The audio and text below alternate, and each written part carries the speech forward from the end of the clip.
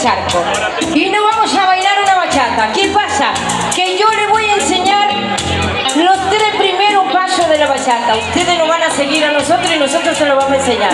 Así que para eso necesitamos que nos deis un pasito delante. A ver, un pasito delante que estamos muy atrás. Aquí, así. Exacto. Pa' aquí, pa' aquí. También los del fondo que están en la calpa verde pueden echarse para acá, ¿sabes? Vamos a empezar con los 3 primeros pasos básicos de la bachata. Vale, nos vamos así.